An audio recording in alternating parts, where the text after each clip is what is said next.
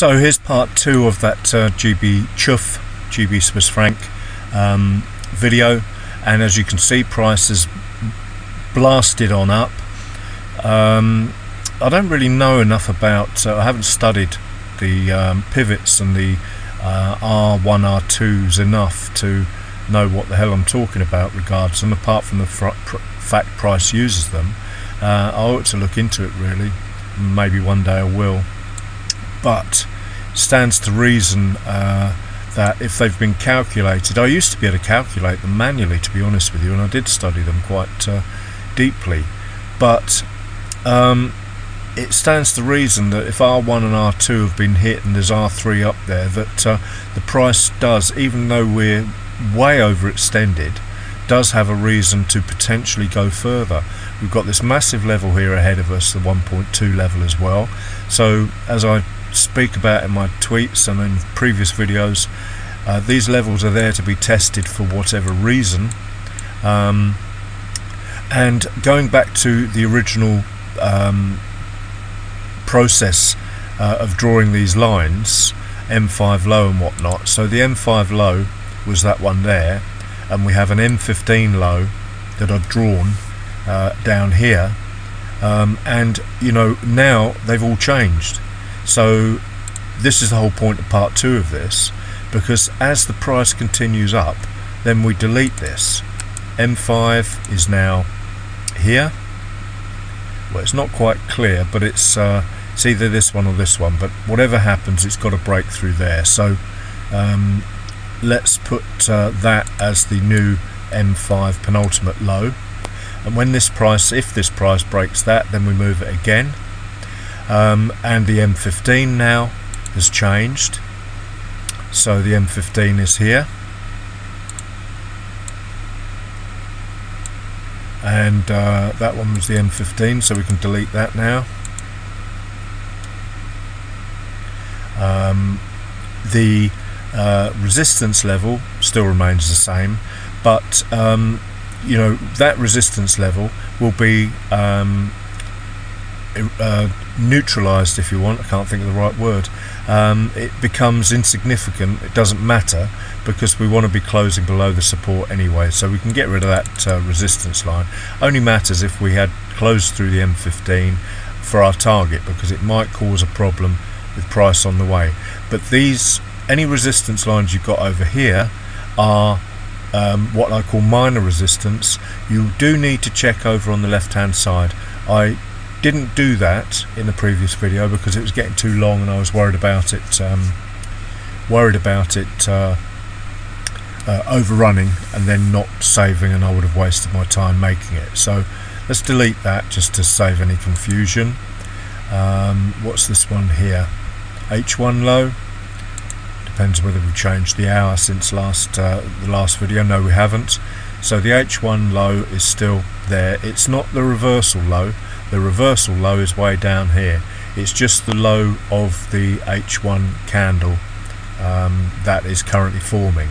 So that will always be a problem, but technically it's not a as a support level, it's not the reversal level. So let's just delete that for the time being as well. Let's get rid of the pivots just to clean the chart up a bit, and the EMAs.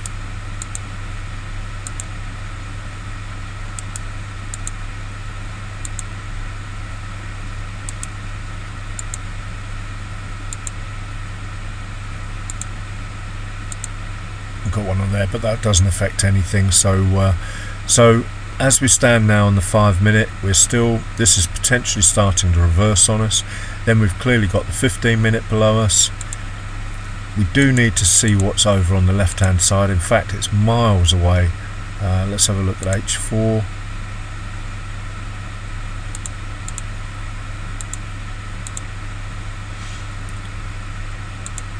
So we need to be aware of what's on this side of the chart as well when we're considering going down, and clearly that high there will be a problem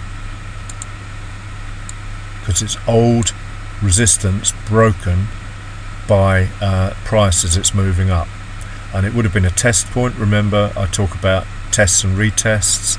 this is all that's happening, is these old levels are being tested. There's a support level there would have been tested originally by that resistance level. I'll put that on and delete that one in a moment. I'll leave it highlighted. Whoops, just missed the candle there with that one. Doesn't matter, it doesn't affect what we're doing there. So as price was moving up here, it's tested this old support as resistance, but we can delete that now just to explain what I was talking about. So as price is coming down, we've broken that resistance there. It will want to test it, retest it as potential support. Here, the yellow line as potential support. And what's useful to us is if it closes through it, then that gives way to a bigger move to the downside, using our ladder principle, stepping stones if you like. So back to the current time frame, 30 minutes, we need to draw the level there. That's the 30-minute target. If the 15-minute reverses, and then the 15 we can clearly see we've already got,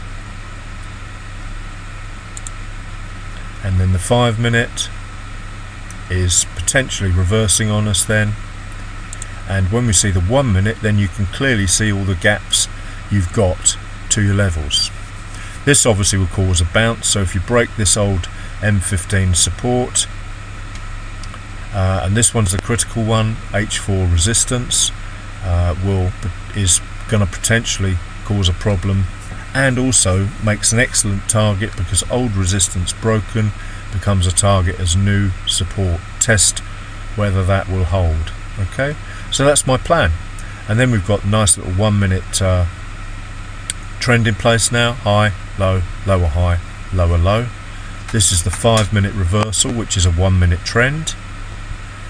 The 30-minute reversal tends to be a 5-minute trend, and so on and so forth. Just try and divide it by 5 or 6, 4 at the very least. It's fractals at work. The number of candles that make up a hourly of 4 15-minute candles, and so forth.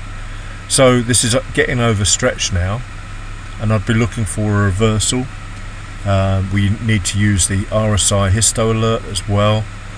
But as always guys, don't trade what I'm talking about on here. Do your own analysis. You've got all these different pairs with no doubt overextended daily ranges. That one's not typical.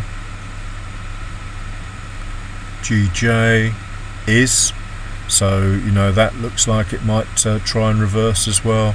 So anything that has a disparity, that's incredible. That's the other way around.